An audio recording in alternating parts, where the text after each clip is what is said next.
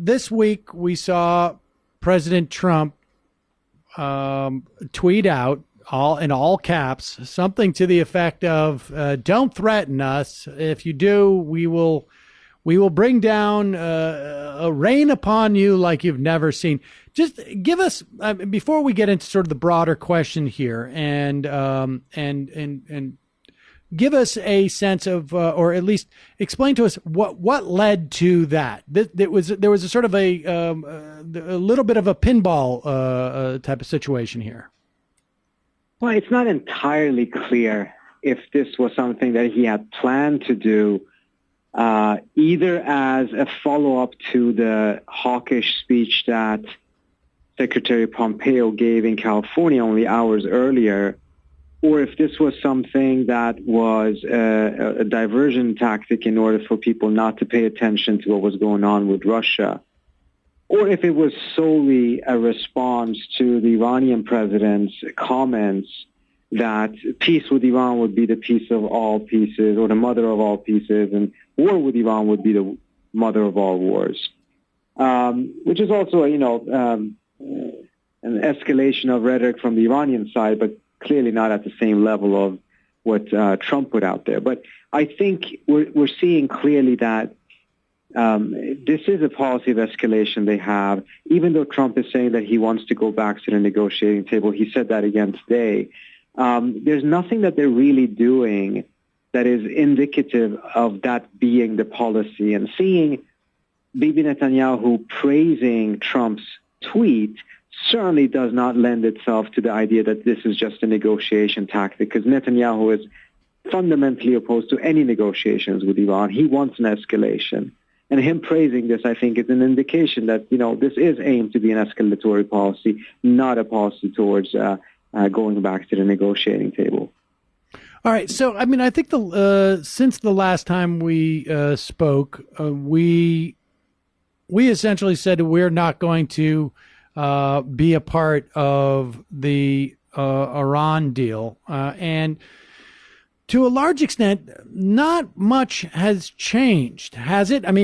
Our dropping out of that deal doesn't really have huge implications, or hasn't as of yet, has it? Or just walk us through that. I think, unfortunately, it has.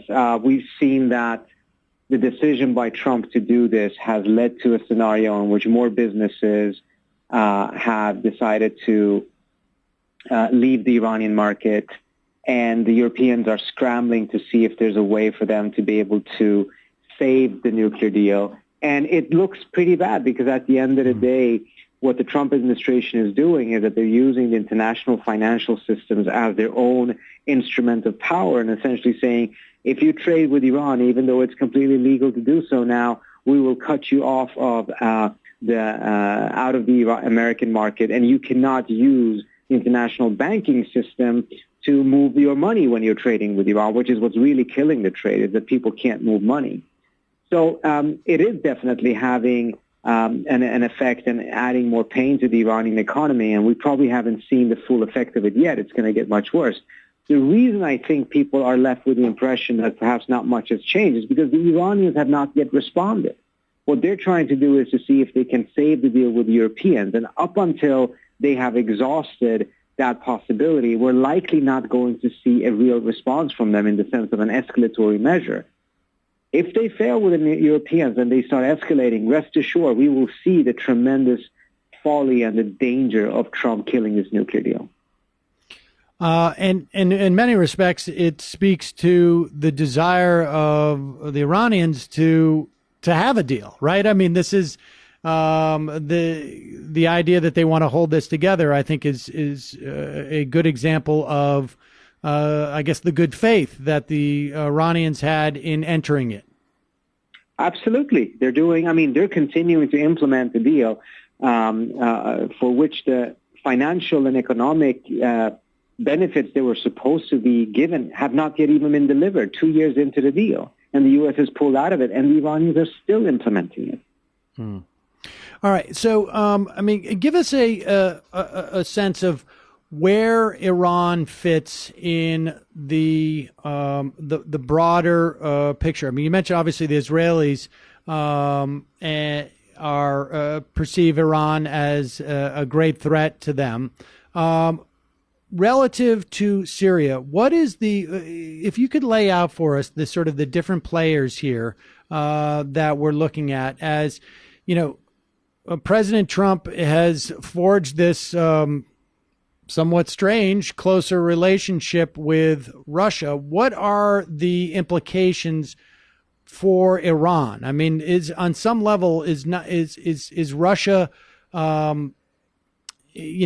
keeping a broader conflict from happening between the United States and Iran, or what? I think the Russians are playing a very clever game, and in the absence of the United States pursuing a more consistent policy, they have taken the opportunity to be the great power in the Middle East. They have had an effect in restraining both Assad, Erdogan, even the Iranians, and even Netanyahu. And I think they're building a lot of influence in the region as a result of this. They have the capacity of saying both yes and no to almost every power in the region. The United States doesn't even have relations with every power in the region.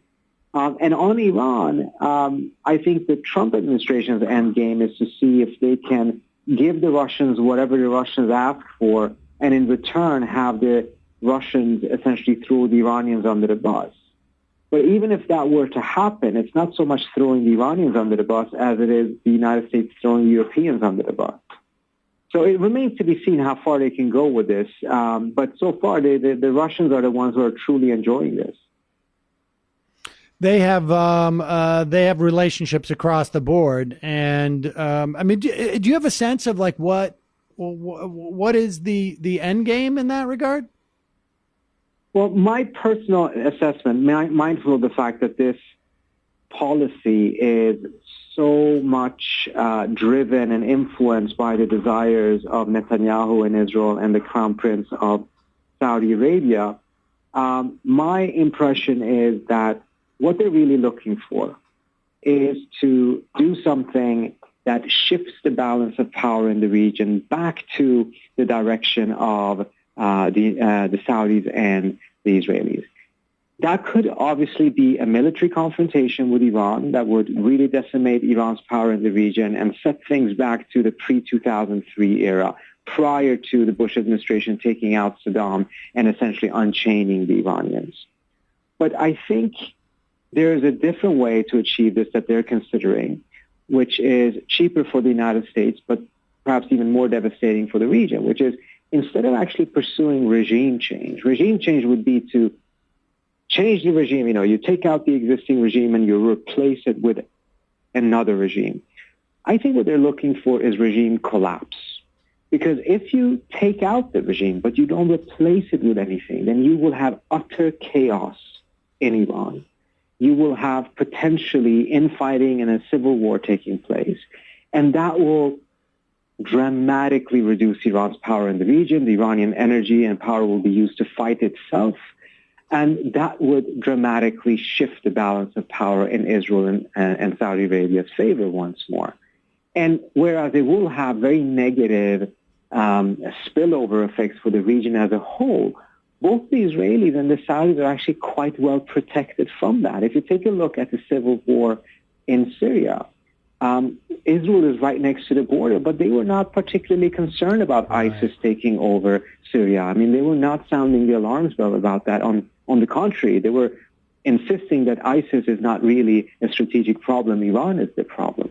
And we have not seen any of the fighting really spill over into Israel either.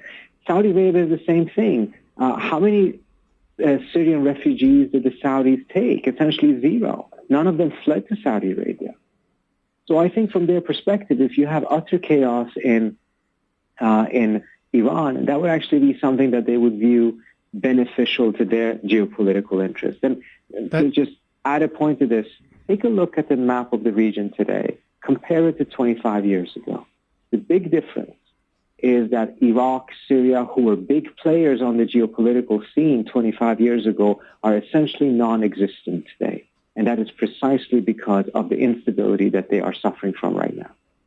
That's fascinating. Trita, we got to take a break. When we come back, I want to ask you a little bit more about that spillover impact, and what would a military conflict looks like. Though I think you've expressed a scenario that seems to me to be much more likely. We've got to take a quick break. We'll talk more about what happens next in terms of Iran. I'm Sam Seder. This is Ring of Fire Radio.